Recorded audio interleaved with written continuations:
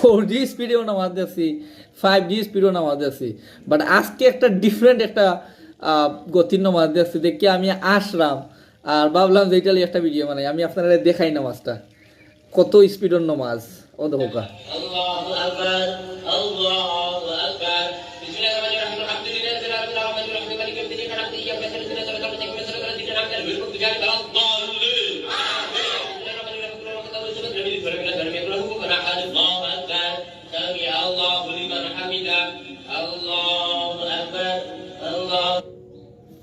এগুলা দেখছুন নি মানে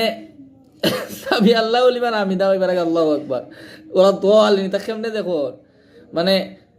আমার কাছে লাগে এটা 5G 4G যেটা এটা আমরা কইতাম না নি তা সব তা ফেল করি এগু মনে হয় 7G বা 8G গেছে আসলে